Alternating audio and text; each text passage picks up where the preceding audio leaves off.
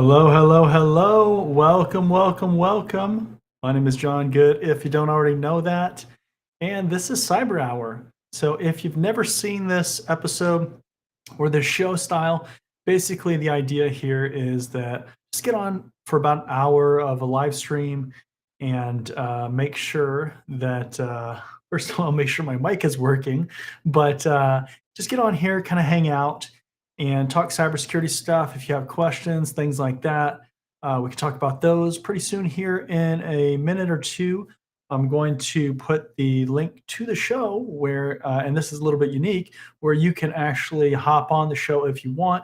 You can ask questions live, so you can turn on your camera, turn on your audio, whatever you prefer, preferably both, right? It's an opportunity to hang out and talk cybersecurity stuff, talk career stuff, look at your resume, right? We could do that as well.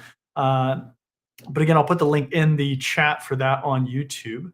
Now, with caveat here, if you want your resume reviewed, you have to actually join the show. You cannot just send me a link and ask me to do it. I'm not going to do it that way. But typically, I do these on cybertrainingpro.com where people actually sign up for this stuff and they send me the resume and they pay for it. So keep that in mind on this YouTube show. This is going to be for free, but people, love this stuff. It helps out so much. Just understanding what you need to have. So just testing my audio here, making sure that everything is working correctly here. But all right, so give me a minute here. Let me kind of get my screen situated. And then also too, if you haven't seen, in the ticker here below the screen, there is a link to the Discord server. So after all this, if you want to check out the Discord server or during this, highly recommended that you check that out. There's a few onboarding steps that you have to do, and then you unlock a bunch of stuff in the server. There's also going to be a lot of other stuff that we're going to start doing on that Discord server. So pop-up reviews or anything like that, where it may not go onto YouTube. It may go onto YouTube as well. But the only way you'll know is if you're actually a member of that server, and you will have to do the onboarding steps in order to see a lot of that stuff because it is locked down until you kind of go through those steps. So let's see here. So yeah, one of the unfortunate things too from the last time we were doing this, and also let me do this so we can see the chat. Let's see here. I'll put the chat up. Let me change the background too. I'm not sure if I like that particular background. Let's see what other ones they have here. Kind of more of a basic one. A moving one. And maybe we'll stick with this one. Okay. Yeah, the last couple times that I've done this, I've done it straight through my streaming software. I was able to get music and things like that through here. But the unfortunate thing is when I do that, it doesn't let me. I can't bring on guests through this other software that I'm using for other things, and so it's like, which one is better? I like having the opportunity to bring people on, which is super nice because then, of course, you can join the show, you can interact, and those kind of things. So, you know, different different kind of things. Let's see here. Okay, so let me get the chat link here, or the link to the stream, and if people want to join, you can. Let's do that. So happy Wednesday, by the way. Love to hear where you're tuning in from. I'm sure I have people from all over the world. Typically, I do, especially with this particular time slot here. All right, let's see here. Gonna refresh the link here. So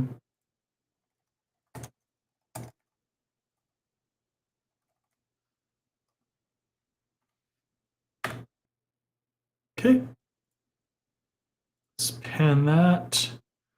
All right. So if you want to join the show, again, this is only while we're live, but in the chat is the link. You can see it there on the screen. So you can just go to that link and you'll be able to join the show, ideally with your video and mic. But it's up to you, right? If you just want to join with audio, I'm not gonna hate on you. But again, if you want to have your resume reviewed, for example, you do need to join the show because I'll have you share your screen. Um, but yeah, or if you have questions, anything like that. And then also too, if you want to ask questions and you want priority, then certainly joining the show is going to accomplish that versus just asking in the chat. But really, I'll ask them as they kind of come in, and then if I have somebody on the show, then they'll get priority. So let's see here. Discord's looking good as well. Just scroll through. Hi there. Hey, how's it going? Where are you joining the show from, or joining the stream from? Again, I'm curious where people are joining from. Here on the west coast of the United States, it is 5:12, so it's the end of the workday, kind of the beginning of the evening. But a lot of people getting off work, I'm sure. But if you're anywhere else, like the East Coast is 3 hours ahead, I think, from now. So 8 o'clock, 8:12. So usually I get people from all over the world that are hopping on the show, asking questions, things like that. I've had people from Australia, had people from Europe, Asia, right? Like all over the place, Africa. It's quite interesting to see where people join the show from. Just scroll through in Boston. Okay, yep. So there we go. East Coast time zone, 8:12 in the evening. So a little bit later in the evening than here. Probably been off work for a while, or maybe you're working the night shift and you're just getting to work.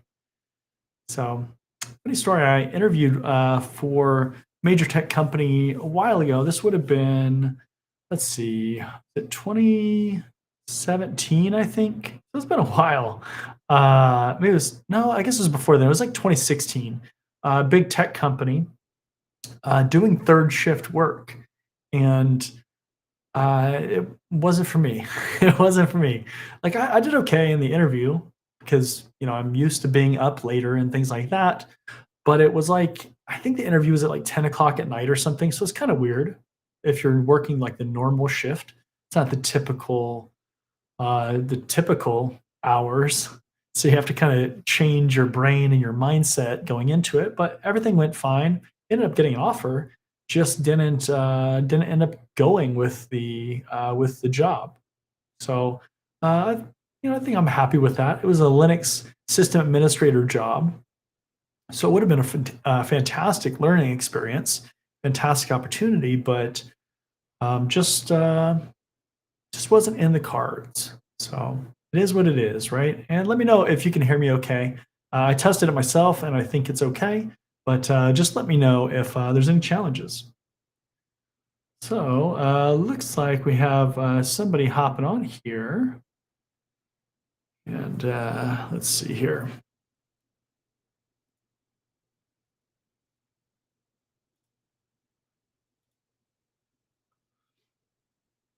All right. So we have Dimitri hopping on here. So let me add you to the show. Hey, Dimitri, how's it going? Can you hear me? Hello, can you hear me? Yep, loud and clear. How's it going? Good. How about yourself? Good. I can't complain. It's the evening, so work is over, and kind of just winding down here, doing the show here, and then we'll see what happens after that. So, Awesome. Yeah. So a bit about myself. I've been working as an admin for almost as long as I've been in the workforce, and I'm currently in the process of transitioning from admin to IT, cybersecurity. And I'm awesome. currently taking Josh Metacore IT IT careers IT course on um something careers. I forgot the name. Sorry. Um, and I would like to have my resume reviewed by you. I'd be really grateful if you could help me out with that. Sure. It broke up a little bit, but so you were saying you want me to take a look at your resume, right? Yes, please. Cool. And Yeah. If you want the, to, the position that I'm trying um, to target is IT help desk support level one. okay, cool. Yeah. If you want to share your screen, just bring it up, and then we'll put that directly onto here, and we can just roll through it, and I'll tell you the things that I see and everything like Sure. that. So IT help desk. Okay. Let's see. You got your screen up, so let me add that. Okay. Let me hide some of this other stuff like the chat so we can see it bigger. Okay. Let's see. Is this going to be the best view for this? Yeah, probably this one. Okay. All right. Um, all right. So you're targeting IT help desk, which is great. Let's see here. And this is the top of it, right? Okay, cool. So first question, and I'll just start like rattling off things that I see or questions that I have as we're kind of going through this. So first question, uh, I'm guessing I probably already know the answer, but typically, do you have like a header section where it has like your name and stuff like that at the top of this? Yes, I just removed it because it has personal information, address Got and it. stuff like that. Okay. That's why I put Cool. there. Cool. I just don't, I assumed, yeah. don't want to get spammed. Yeah, no, no, totally makes sense. And I forgot to say that as well, but just wanted to make sure, right? Right? I've definitely seen resumes where they're like, no, like what? So, okay, so cool. So just a couple things on the header section. Um, Typically, what I'll tell people is that I actually use the header section in the word processing software. So, like in Google Docs or Microsoft Word, actually putting it in there because you do want that to show up on every single page that you have, just in case somebody prints it out for some reason. Or if they're looking at it virtually, like online, they'll just be able to see your name on every single page. They won't have to scroll all the way back up to the top. And then usually some of the common things that I have in there, obviously name, email address. If you have a website or a LinkedIn link, like the actual URL, I'll put that in there as well. And you could put phone number in there. I think phone number, address, a lot of those things have become optional in some cases. But it just depends on, if it's working or if you want to try it with their on there. You can really go either way. So not too much crazy stuff on the header section, but definitely something that I just wanted to kind of touch on real quick and just make sure. The other thing, real quick, too, with like footer is I always put page numbers in the footer. We haven't got to that point yet, but just so you're aware, put that page number in there so people can be like, oh, like I'm on page two. I mean, you're not going to have like 10 pages of a resume, but it's just these kind of like minor things. Okay, so let's get into the actual content here. Um, so when you said you're working, I think you said admin work, like administrative assistant or like basically non-tech related job, right? Yes. Okay, cool. Right. Okay, so let's see here. All right, so education. Bunker Hill Community College, Associate of Cybersecurity. Okay, so that's good. We know where you're going. We know what the actual degree is. Uh, Typically, and this might be something that you want to play with, but typically, a lot of times we'll see the dates on that same line. So Bunker Hill Community College, uh, Boston, Massachusetts, August 2026. I don't really I don't hate or dislike or anything how you've done it. The only thing that kind of like sticks out in my head is that we're using like very small sections of two lines. So we're essentially taking up a little bit more space that maybe we can use elsewhere. And especially with that, one of the things that I tell people all the time in resumes is when you have a ton of white space or like um, weird like gaps where there's no text, it it creates issues when people are like reading through the resume and how they process that information. So I try to eliminate as much of that like extra excess white space as possible because I want to use that in other cases or for um, other information, other skills, things like that. Um, the As far as like the spacing, one thing that I see is, and I can just tell this because I look at so many documents, is where you have your associate of cybersecurity and the year, the very next line is that work experience line. Typically, you're going to want to have some kind of spacing between there. So whether that is a full line in between there, which is pretty standard, you could also use there's like the indentation or the line spacing option that's within the word processing software. So you can do like double spacing or something like that. You can add additional space without putting a full line below there. It's gonna be one of the options in that toolbar that you have for the actual software. So you may do that, but I would at least either do that, add the spacing, or add a line in between there. You don't want to stack everything together.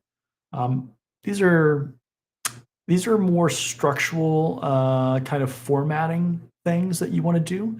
Really, just because it's a lot about how people process the information. We don't want to overload people. We want it to read a certain way. We want it to look a certain way as well, so people are familiar with how that structure is. And again, like I said, I'm just gonna blast through all the things that I see, and this video and replay will be online, so you'll have the option to go back and look at it, um, which is really nice. Let's see here. Okay, so going to work experience, Commonwealth of Massachusetts, Boston, Massachusetts. So this is another thing. Just like I was talking about with the education, people are very trained to look at the company or the entity, the university, whatever it is, the name of that association or that company, then the location and the years. They're used to seeing that all on one line. So I would highly recommend making that all one line so it's easy to quickly digest. Hey, you were at this company for this long. Then you have the job title next, which is standard. That's what I would have. And then here's where the tricky thing is. If let's say you had multiple positions at Commonwealth of Massachusetts, this might come into play, later at another employer, is that then you would have operation assistant, you would have the year and the months on that same line of what you were in that role.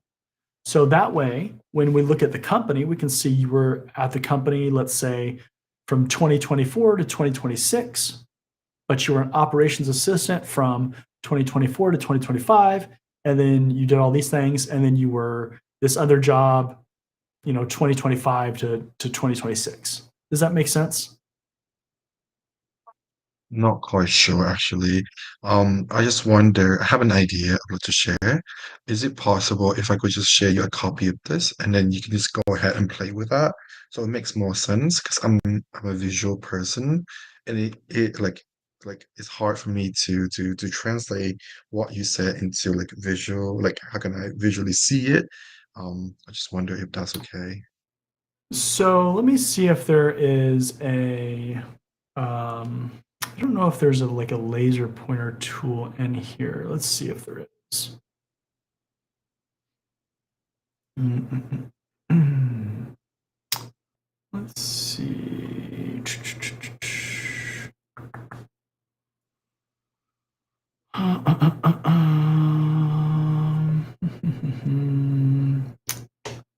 Let's see.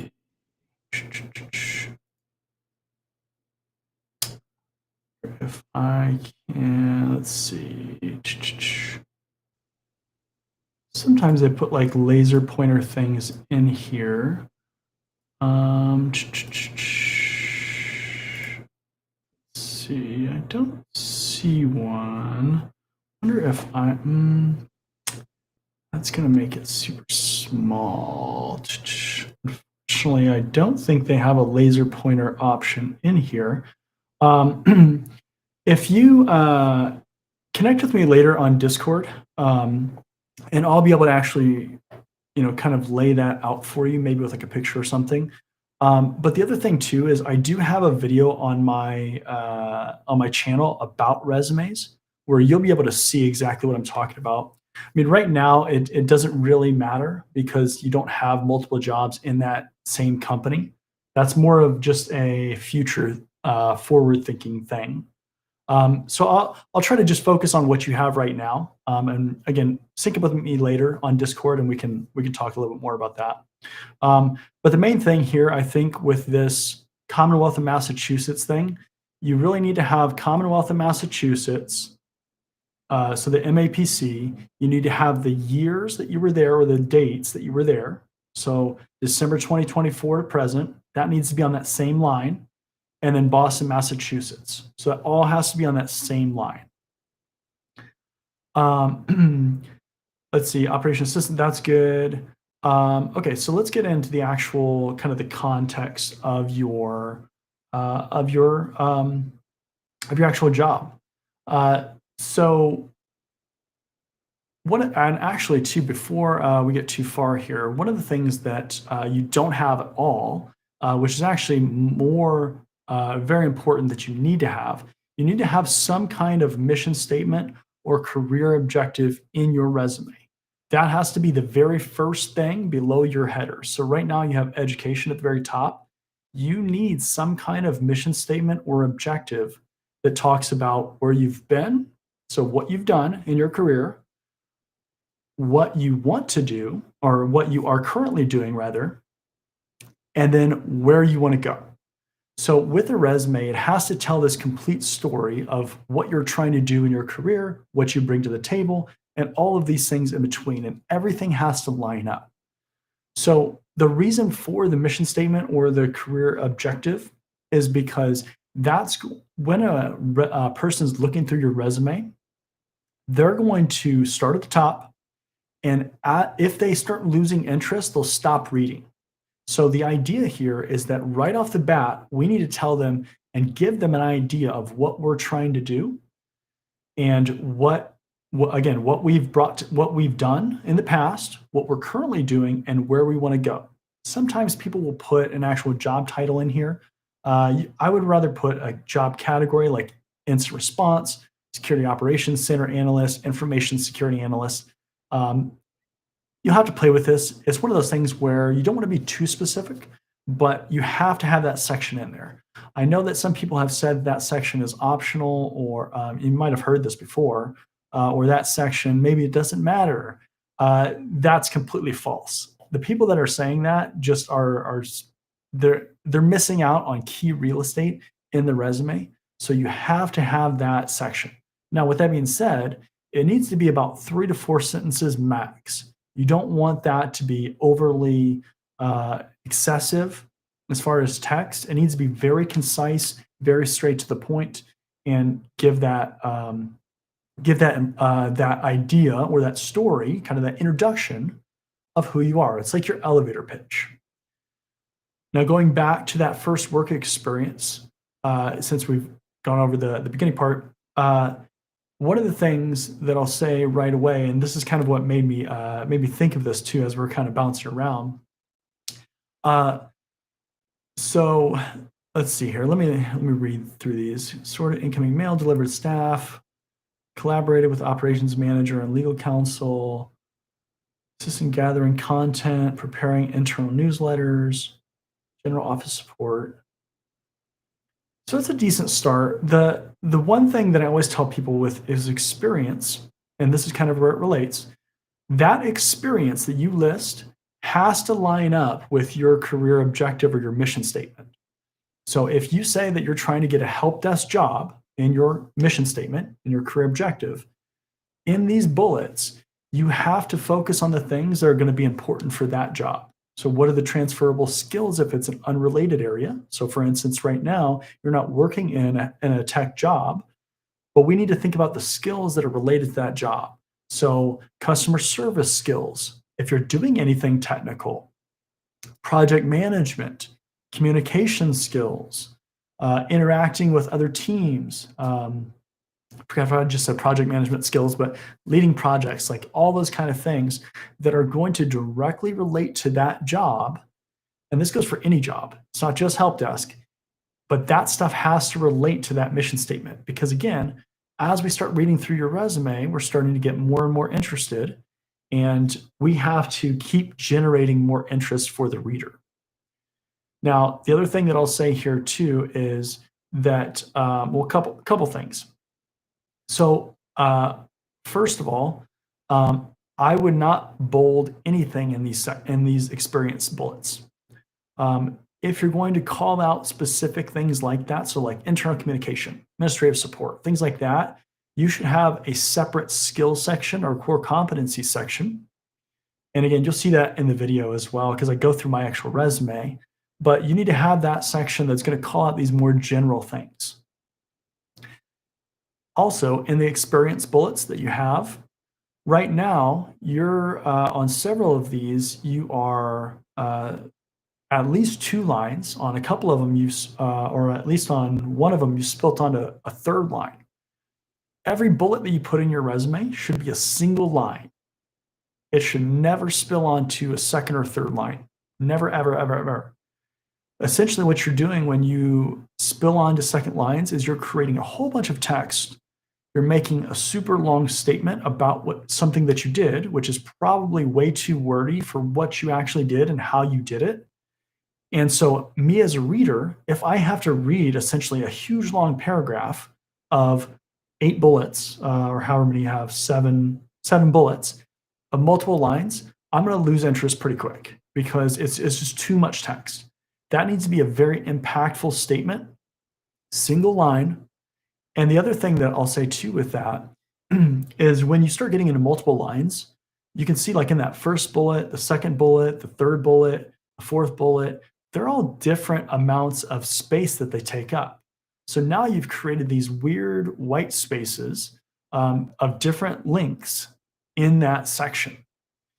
It's not necessarily like indicative of you being able to do a help desk job, for instance, but me as a resume reviewer or a reader, somebody who's reading that resume, potentially going to interview you or decide if I want to interview you, that's going to just it's going to mess with my ability to process that information, and it's just giving me too much information.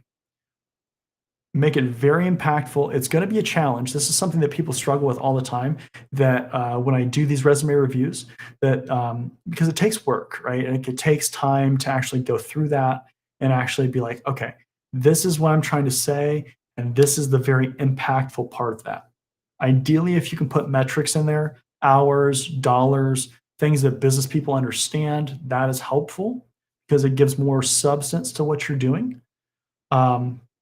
But again, all of these, I'm extremely confident that you can narrow these down into one line. Even with like my resume, I have quite a bit of experience in the cybersecurity field now, but even like in sales, it's possible to do. It's challenging, but it's possible to do.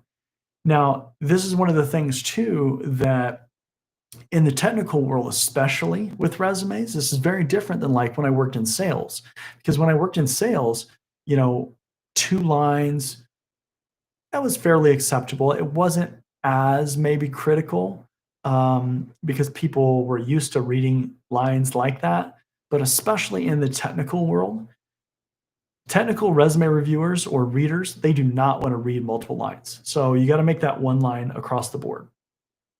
The other thing is with bullets. So basically, in a single job experience section, so like your operation assistant section, you should have no more than 6 bullets. 6 is like the absolute max. 4 to 6 is kind of the range where you're looking at for each job position. That gives you enough space, enough bullets to really capture the most important parts that are related, again, to that job that you're going for. And what happens is, let's say you had a whole bunch of jobs and you're taking up more space than you want to in your resume. You want to kind of reduce it. So if you have to start removing things, you would start removing from the last job first. Okay, so you would start removing and downsizing those bullets. Because if you have jobs that have different amounts of bullets, that first job, the most recent job or the current job has to have the most content of all the jobs because that's the most important. That's the most relevant job for where you're at right now. Um, and so you want to, if you have to start removing them, you have to start towards the end. Does that kind of make sense? Does that track? It makes sense, yeah. Okay, let's scroll down a little bit more and let's see what else you have in here.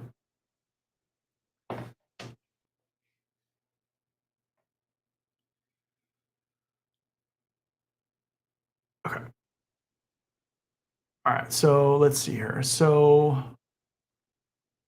Copyright Office and Harvard Medical School and Harvard Law School. Were those two different jobs that you had, or was that all part of the same thing? So it was temporary positions that spanned over since from December 2021 to just July 2023. Okay, so they were like they were the same kind of job, but like essentially it was a different job or something, right? Within the same kind of Yeah, area. correct. It's basically the same Okay, job description, but in different departments of Harvard. gotcha. Okay. Okay, cool. So this actually maybe this will kind of help with what we were talking about earlier. So you could do this, and does yours go onto a second page, or is it this the end of it? So this is what I've been taught is that you should only keep your resume in one page and no one will read more than one page. So I've been trying to format, cutting, editing, keep everything in one page. That's Gotcha. what I've been taught. I could be wrong. So yeah, I'm open to learn anything really. Yeah, no, I mean, so when you're newer for sure, and you're first trying to get into the career field, one page is good, right? Like it's one of these things where as you get experience, as you get more credentials, things like that, it's impossible to fit it all on one page. but but considering that you're trying to get into the career field now, one page should be sufficient, especially if as you start like um, narrowing things down to like one line on each bullet, you'll find more space just by doing that alone. Like you'll probably like with this, you'll probably free up like 10 lines or something. Um, so yeah, one page is fine. I was just curious if this built onto another page. Um, so for this one, uh, and again, kind of going back to trying to avoid like bunching up text in a section, where you have Harvard University, uh, that is on the direct next line from the previous bullet. That should have a space in between there as well. So there should be a space in between your experience section. Um, so with this, now you have it bolded and underlined in here. So there's two ways that I would go about this. Um, First of all, that it's kind of there's an imbalance between the two sections because you have two bullets and then you have five bullets for essentially the same job. Um, so I'd like to see those balanced if you have them separated like that. Um, it's probably going to be pretty similar things across the board for the jobs. So again, two ways you could do this, right? You could have it separated like you do, and this is where I would actually list this as two separate jobs, right? So I would put administrative assistant, copyrights office. So instead of saying maybe not even saying temporary positions, I mean you could leave that in there and just put another set of parentheses after that. So copyrights office, and then another section, Harvard Medical School and Harvard Law School, where you have it broken into two sections. You could also, if you do the two sections, so you'd have administrative assistant, copyrights office. You would list the specific months that you were doing that. So if you were December 2021 to, July 2022 for one of them, and then whatever else the other months for that. So for each one, you're acknowledging that. You could also just put this as one single section, and then you'd have, 5 or 6 bullets, basically trying to equal out how many bullets you have in this one with the first job experience that you have in there. So really, you can kind of go either way. There's no real wrong answer to that.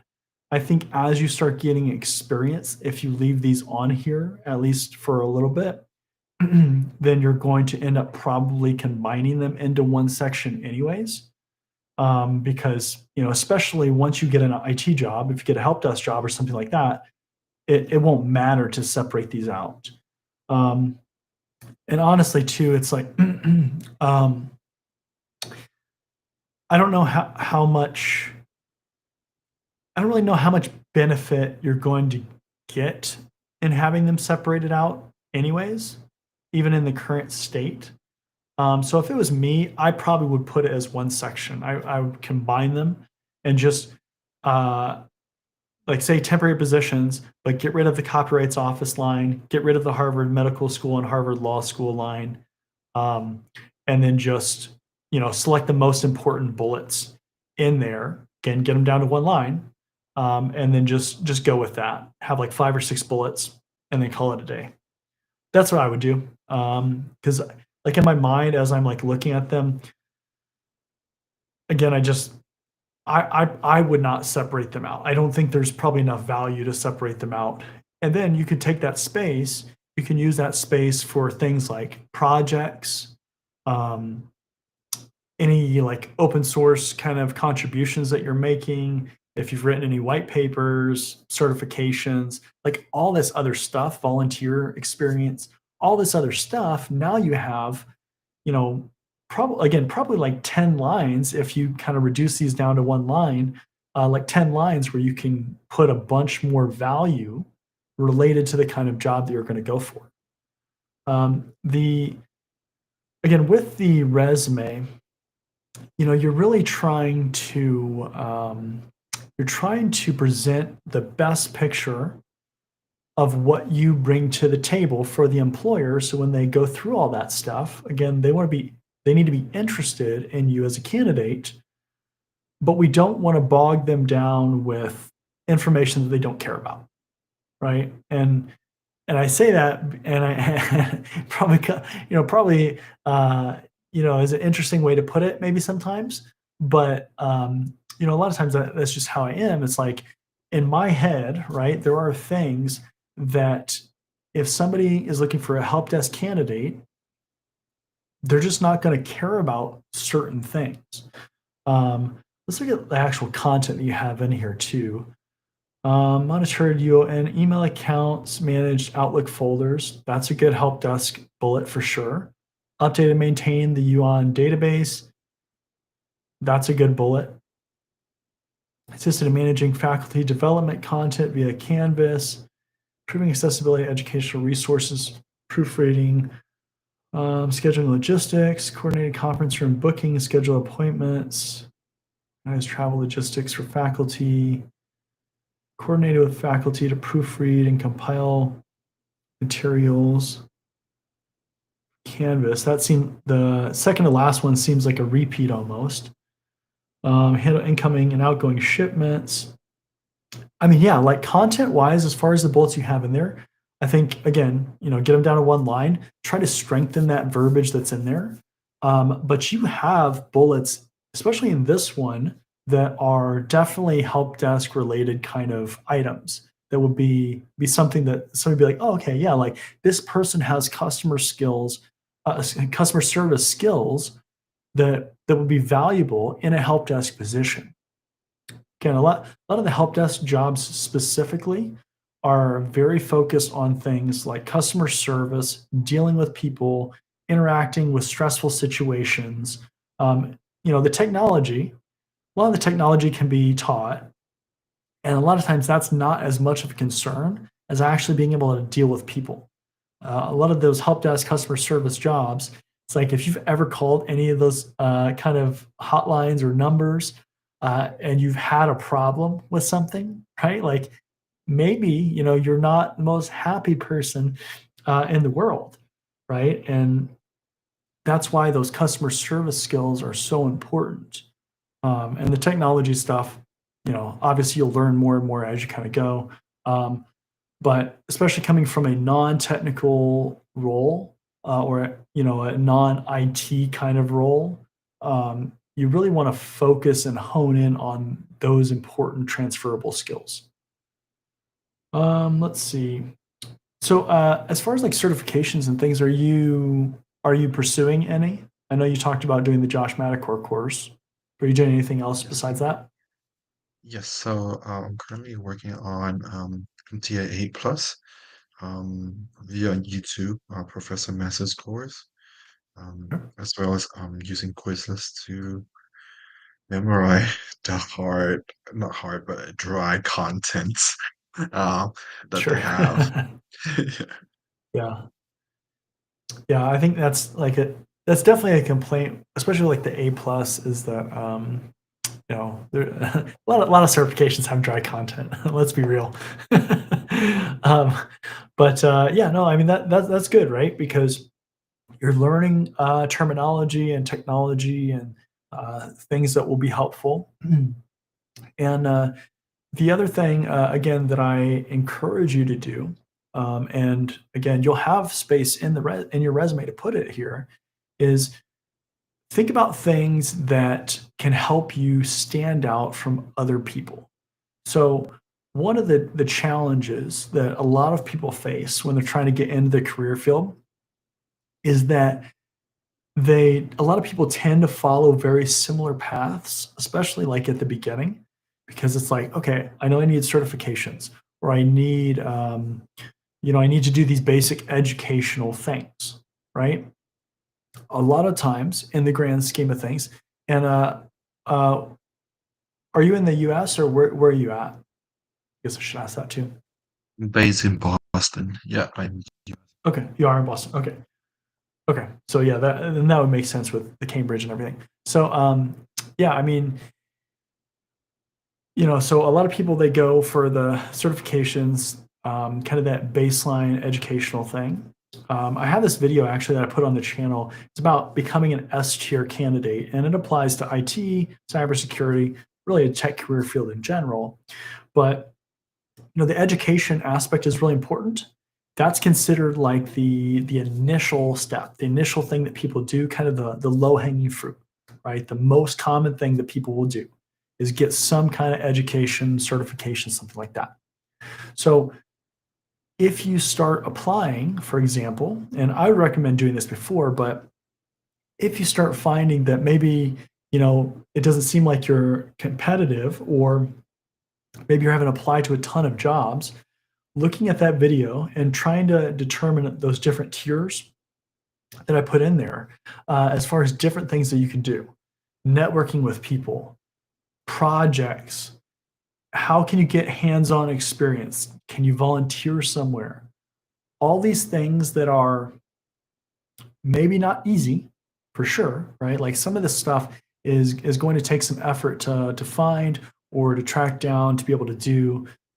Totally get it, right? Like it's if you have to go to a meetup event or something like that.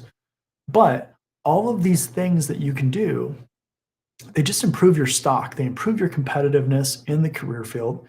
And one of the things that's really important too, as somebody who switched over from another career field, is that um, if you really you're trying to find the things that will help you stand out more, because you don't have that tech background. Um, Sorry, I got distracted with my alarm. Switching from a different career field, it's hard because you don't have that tech background, and so you have to find a way to show extra value, to really go kind of above and beyond. The people that tend to kind of accelerate their career are the ones that are willing to put in that extra effort. So I always tell people, certifications, education, courses, all that stuff is great. And certainly there's a hierarchy of like how that is valued and which ones are valued and all that stuff. But if you can go out there and network with people and meet other people, switching from another career field, especially, then you can start to you can alleviate any kind of or some of the concerns because maybe you don't have a tech background. And this goes, this applies to anybody, not just you. But networking can be very important. If you can meet somebody, a hiring manager or something like that, that becomes familiar with you, that can help you as far as getting your foot in the door. Um, but again, all that other stuff, projects, other training courses, all the thing, and this is like a general concept, things that take work typically in this career field are going to make you stand out because people don't always do the things that make them stand out. They kind of shoot for the things that are like standard and the things they know they should do, but then they expect that to kind of carry the rest of the effort or the rest of their candidacy. So I always encourage people to go above and beyond, think of those other things to help you stand out because if you're applying to a job where there's 100 candidates, think about this in your own resume or what you bring to the table. If I'm going against 100 candidates, how do I realistically think that I look against other people of similar levels? Because if you can't answer that question, if you're like, well, I don't think I stand out at all, well, why would the hiring manager think that you're going to stand out too, right?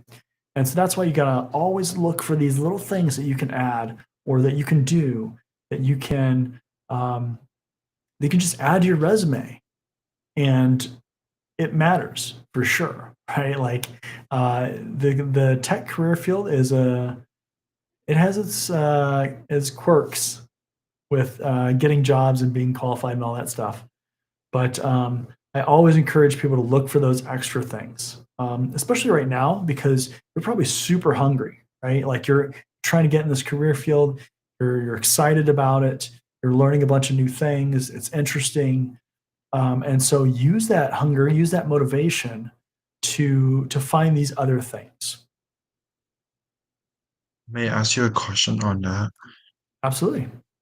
So I've reached out to a few professor that has connection or has partnership with my college, Okay. and I talked to them. I tried to understand their specialty. For example, the one in BC specializes in GRC.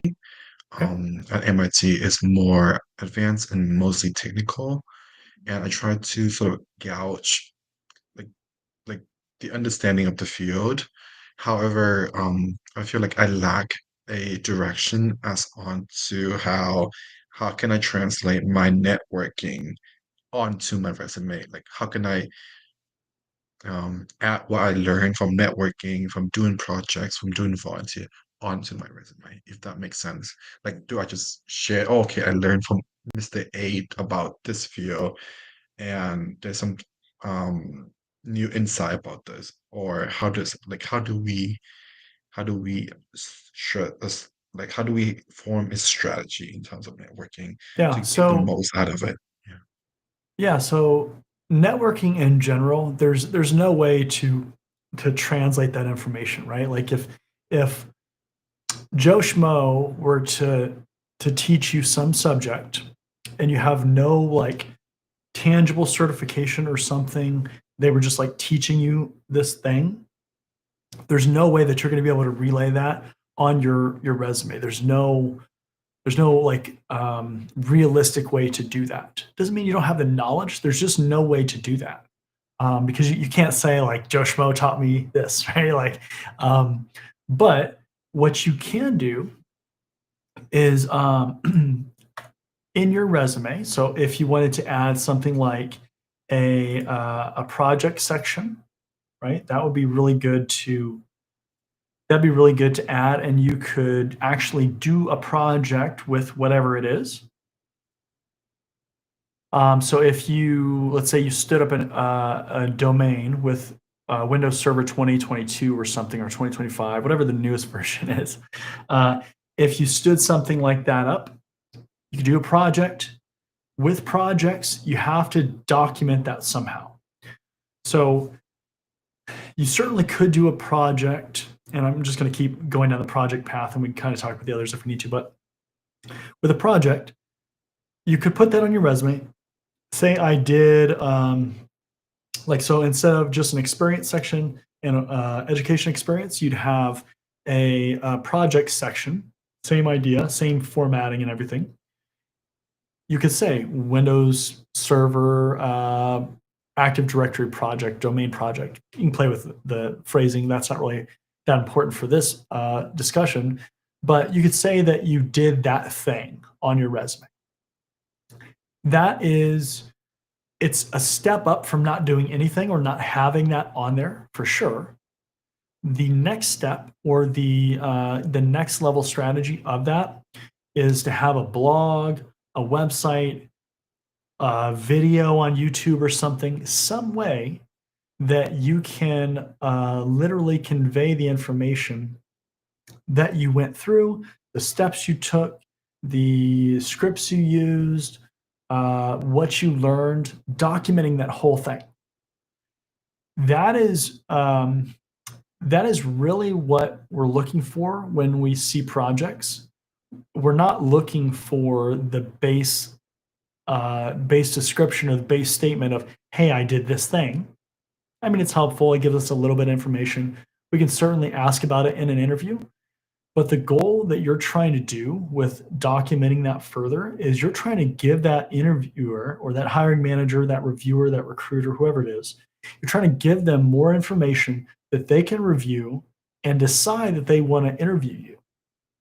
If you have more information on there and they can see that, hey, you know this, you thought about this, you learned this, you did this step, whatever, this technology, these things.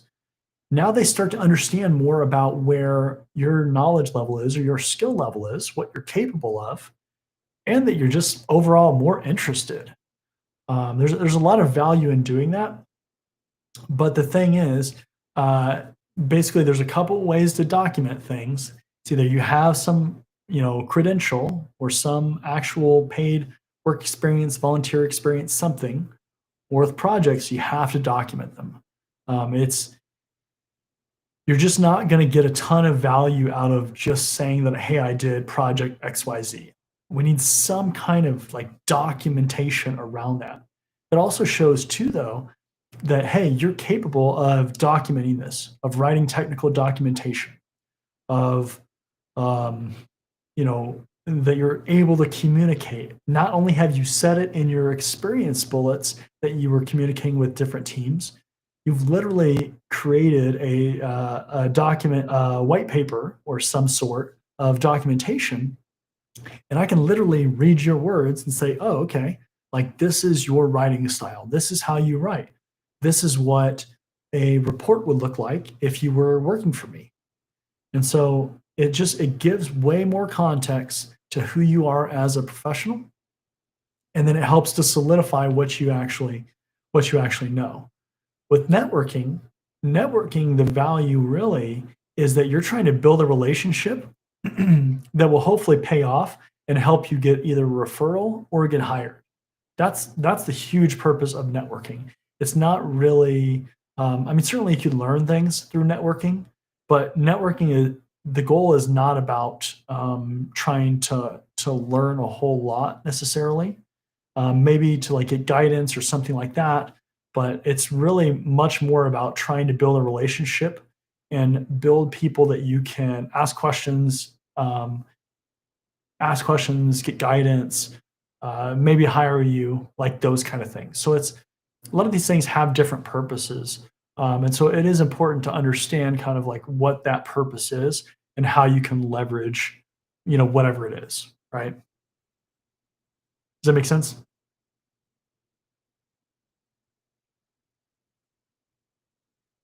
It makes a lot of sense now.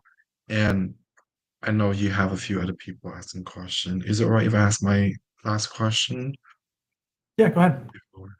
So earlier you talked about how I need to reframe my experience in my current job and previous jobs. How Mhm. I need to learn how to translate the or transfer these skills that is more related to the job that I'm trying to apply for. Do you have some sort of a framework or to go about that?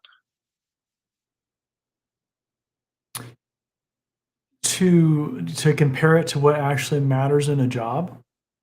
Is that what you're Right. asking about? So yes, like how can I pick out what would be necessary um for the job I'm trying to apply for help desk? So one of the things I always tell people is employers, when they put out job postings, they're literally giving you the answers to the test. So you should be using that job posting, and you'll see this as you go through many job postings. You might see consistent themes.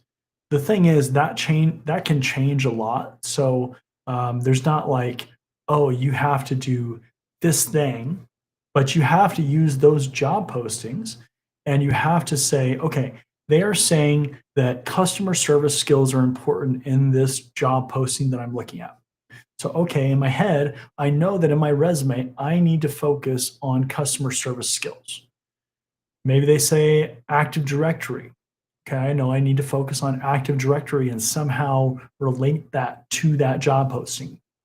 The more that you can relate that information to the job postings will make you just be seen as more of a competitive candidate.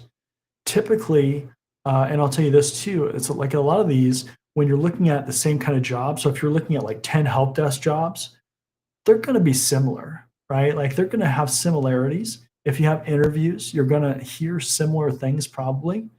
And that, and this is one of the hard things with resumes is because it's very dependent on your experience. So your experience doing a certain job is going to be different than somebody else's experience doing a certain job. So how you relate that and those bullets that you're relating, there could be unlimited amount of possibilities that you could do that. Um, but that's why you have to use that job posting as kind of your answers to the test, if you will, because that's going to be what you're going to need to hone in on. Again, remember, you only have to do 4 to 6 bullets per job to accomplish what you're trying to do in the experience section of your resume. So, like with this, if you combine those sections, in this last job, you combine those two sections and you have your other one, you're talking about, I mean, I probably would try to aim for at least 5 each. So maybe 10 to 12 bullets between the two jobs. That's not that bad, right? Like that, you already have in this last job, you already have several things that are going to be good help desk related kind of jobs or experience bullets. So in that first one, you just have to look at what you've done in the Harvard University jobs and think about it more in that context because what's happened is in that first experience, the most current experience that you have in your resume, you've really you've gone more to like the administrative perspective of it.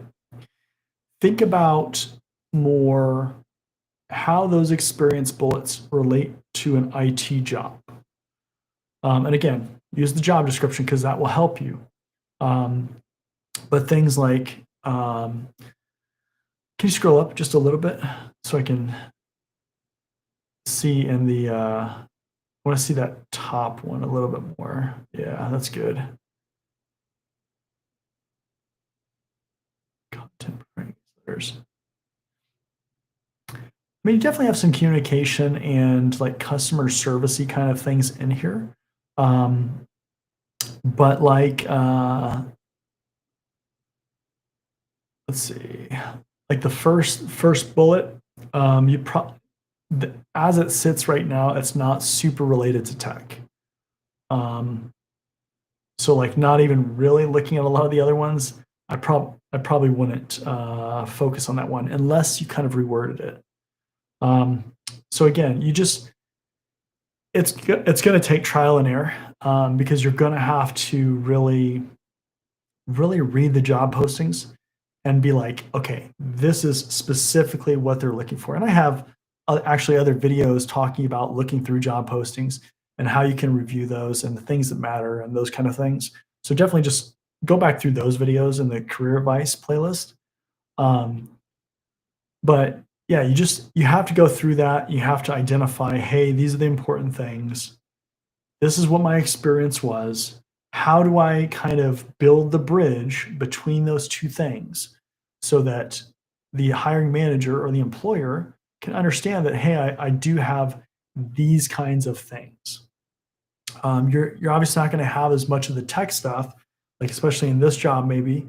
Um, like you're not going to have like Active Directory and kind of those tangible things. So you really have to focus on those employable skills, communication skills, organizational skills, project management. Like these skills that I'm giving you, these are going to be important to like a help desk job or any job really.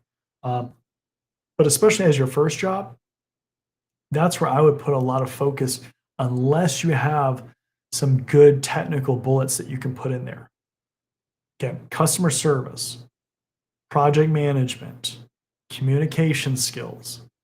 Um, just looking at these other ones that you have in there, seeing if anything else sticks out in my brain. Um, any kind of like management of things, anything that shows responsibility. All those things are going to be important. Dealing with senior leaders, that's always a good one. So if you can think about those things and phrase them in that sense, because that's going to be a lot of what your job is in a help desk job. Does that make sense? Makes total sense. Thank you so much. And I don't want to take more of your time and giving. I want to give back the stage for other viewers who have questions for you. Again, John, Yeah, thank no, you so you're, much again. It's been really helpful, and I learned a lot yeah, today. absolutely. Awesome. Yeah, I mean, we're getting ready to wrap up here anyways, so I will take you off here, but yeah, I appreciate you hopping on and really having a lot of good information or good things to look at and showing off your resume too. That will help people for sure out there that are probably in the same situation. Because I know a lot of people are in that kind of situation where they're not sure what to put in their resume. They're not sure how to phrase it, how to structure it. They feel like their resume maybe isn't getting through.